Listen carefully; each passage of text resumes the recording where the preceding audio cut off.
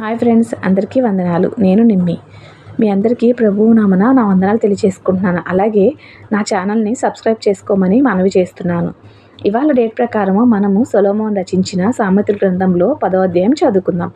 జ్ఞానము గల కుమారుడు తండ్రిని సంతోషపరచును, బుద్ధి లేని కుమారుడు తన తల్లికి దుఃఖం పుట్టించును. భక్తిహీనుల ధనము వారికి లాభకరము కాదు. నీతి మరణం నుండి రక్షించును, యెహోవా నీతిమంతుని ఆకలి కొననీయుడు. భక్తిహీనుని ఆశను భంగం చేయును, బద్ధకంగా పనిచేయవాడు దరిద్రుడగును, శ్రద్ధగలవాడు ఐశ్వర్యవంతుడగును. వేసవి కాలమున కూర్చువాడు బుద్ధిగల కుమారుడు, కోతకాలమున నిద్రించువాడు సిగ్గుపరచు కుమారుడు. నీతిమంతుని తల మీదకి ఆశీర్వాదములొచ్చును, బలాత్కారం భక్తిహీనుని నోరు మూసివేయును. నీతిమంతుని జ్ఞాపకం చేసుకునుట ఆశీర్వాదకరమగును, భక్తిహీనుల పేరు అసహ్యత పుట్టించును. జ్ఞానచిత్తుడు ఉపదేశం అంగీకరించును, పనికిమాలను వదరబోతుడు నశించును.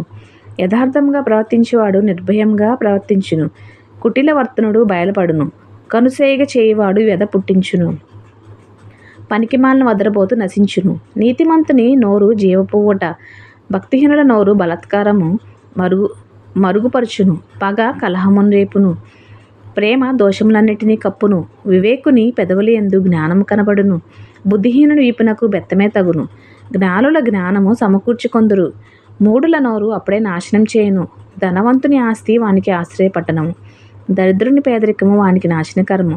నీతిమంతుని కష్టార్జితము జీవదాయకము, భక్తిహీనునికి కలుగు వచ్చుబడి పాపము పుట్టించును.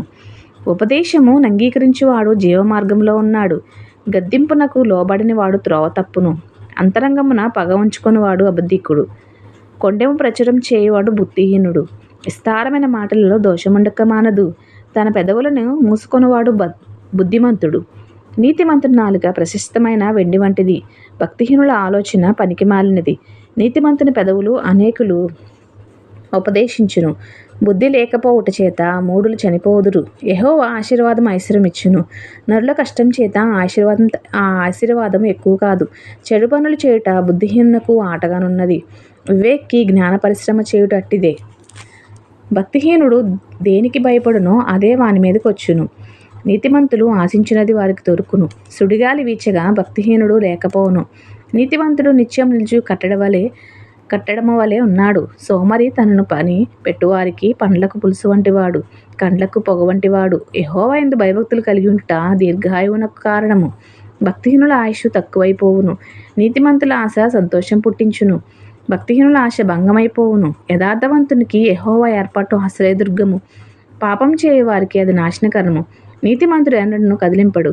భక్తిహీనుల దేశంలో నివసింపరు. నీతిమంతుడి నోరు జ్ఞానోపదేశమును పలుకును, మూర్ఖపు మాటలు పలుకు నాలిక పెరికివేయబడును.